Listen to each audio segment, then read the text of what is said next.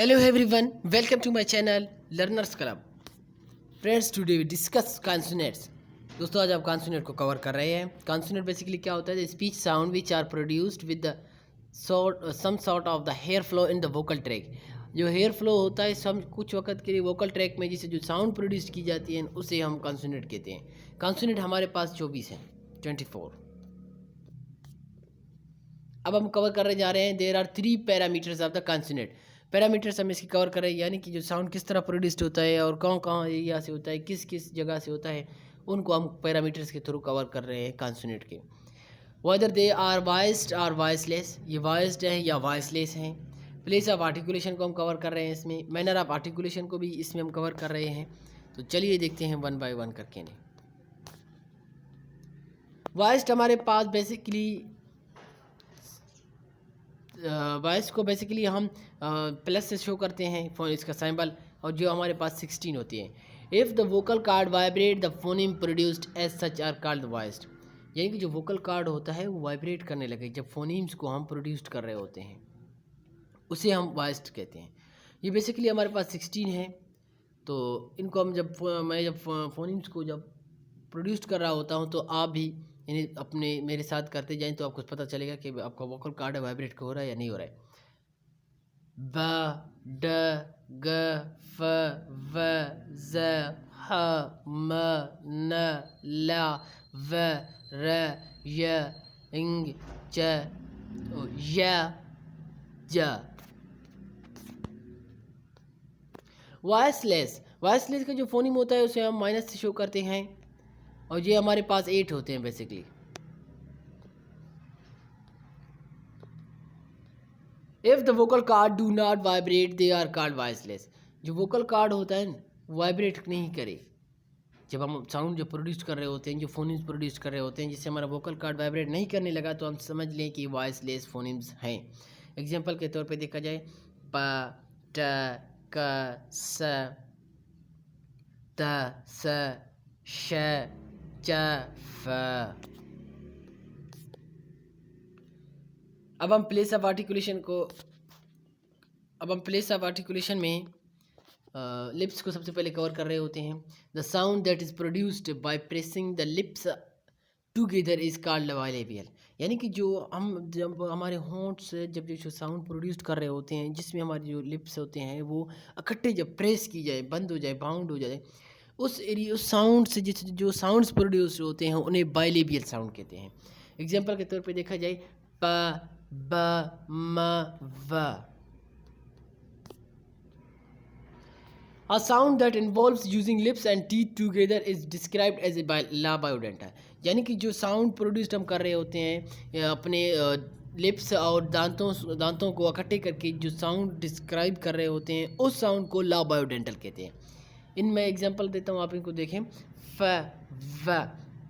जब मैं फ बोल रहा होता हूँ, देखो मेरे जो लोअर लिप्स है वो रेज्ड होती है अपर फ्रंट टीथ के लिए. फ व.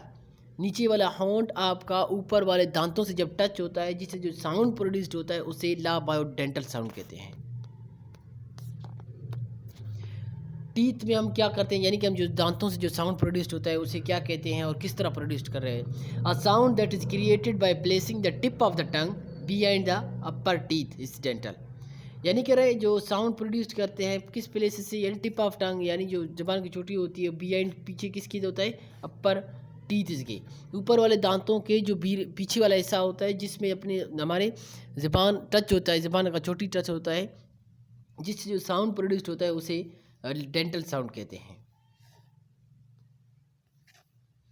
एग्जाम्पल के तौर पे देखा जाए द त थ. एल्वियोलर राइज, यानी इसमें क्या होता है कि साउंड किस तरह प्रोड्यूस की जाती है. A sound that is produced by tapping the tongue against the area behind the teeth. Alveolar ridge is raised as alveolar.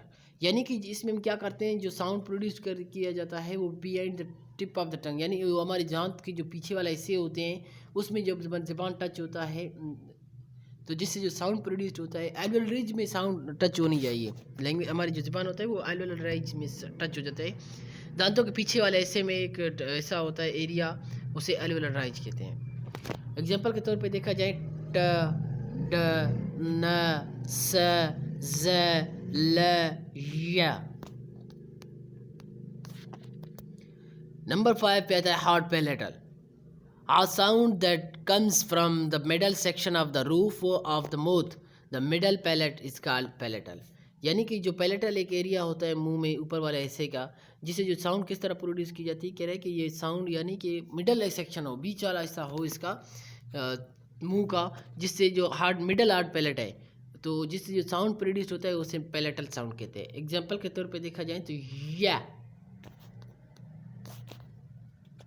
Soft palatal यानी volume, a sound that is produced in the upper back area of the mouth is described as a velar.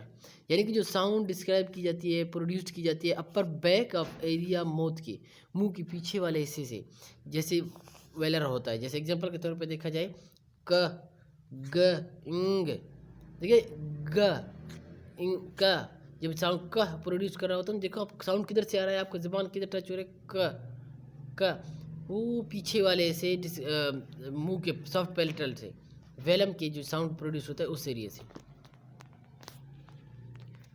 आता है हमारे पास throat. Throat आपको पता है किसे कहते हैं, कि गले से आवाज़ किस तरह पैदा होती है। A sound that is originated in the throat are more specially the glottis is referred as a glottal. यानी कि इस जो साउंड प्रोड्यूस होता है गले से, उन्हें ग्लोटल साउंड भी कह सकते हैं हम। जैसे एग्जांपल के तौर पर देखा जाए हा, वो हमारे किधर से साउंड प्रोड्यूस हो रहा है, थ्रोट के ओरिजिनेट होती है, थ्रोट्स के ज़रिए जो ग्लोटस होता है उधर से जो साउंड प्रोड्यूस होता है उसे कहते हैं ग्लोटल साउंड्स, ग्लोटल भी कह सकते हैं, ग्लोटल वे से। जैसे एग्जांपल के तौर पे हा। अब हम देखते हैं manner of articulation. Manner of articulation हमारे पास आता है plosives. While pronouncing such sounds, hair stream stop in the mouth for a short time and then released like an explosion. यानी कि जो हम साउंड प्रोड्यूस कर रहे होते हैं वो हम अपने साउंड जो होते हैं वो हेयर स्ट्रीम होती है, स्टॉप कर देते हैं मुंह में कुछ वक्त के लिए, और जैसे हम उसे छोड़ देते हैं इस ऐसे छोड़ देते हैं जैसे कि कोई धमाका एक्सप्लोजन हो। एग्जांपल के तौर पे देखा जाए पा बा ट ड क ग। आप अपने हाथ को ले अपने मुंह के करीब लाए जब आप इन साउंड को फोनीम्स को प्रोड्यूस कर रहे होते हैं। किस तरह, जैसे मुंह को अपने हाथ को उठाएं, मुंह के करीब लाएं और पा बोले, पा पा। देखिए आप उसमें हेयर जो होते हैं वो स्पीड में लगता है, जैसे इससे इस तरह लगता है जैसे एक्सप्लोजन हो। Fricatives almost blocking of the hair stream and then released through narrow opening। यानी कि जो हवा का दबाव होता है ब्लॉक कर देते हैं स्ट्रीम, हवा को हम किस तरह रिलीज की जाती है, नैरो ओपनिंग की तरह, है ना। एग्जांपल के तौर पे देखा जाए फ व स त द ज श य द त सा। एफ्रिकेट्स क्या होता है, combining brief stopping of the air stream with obstructions released which results in some frictions.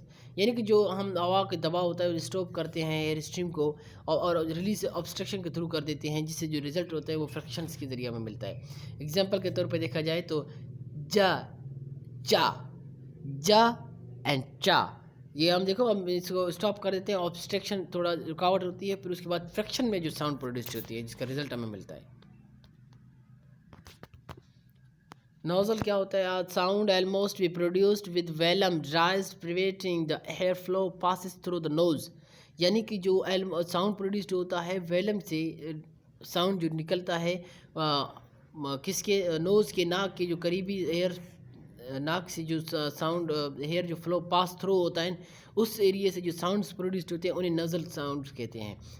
Example के तौर पे देखा जाए मा न इंग ना, जैसे आप साउंड प्रोड्यूस कर रहे होते हैं ना, देखिए साउंड आपका बंद हो रहा है हवा में, मुंह में थोड़ा हवा बंद होता है, फिर नाक की से आवाज़ निकलता है साउंड ना ना। Approximates. Some approach both glides and liquids are combined in one category is called the approximate. Approximate में कहते हैं, वैसे कहते हैं तकरीबन, कि ग्लाइड्स और लिक्विड दोनों साथ कंबाइन हो जिससे जो साउंड प्रोड्यूस्ड होता है उसे अप्रॉक्सीमेट्स कहते हैं. एग्जांपल के तौर पे देखा जाए ल र व य. Thank you for watching. Please subscribe, like, share and comment ज़रूर कीजिए.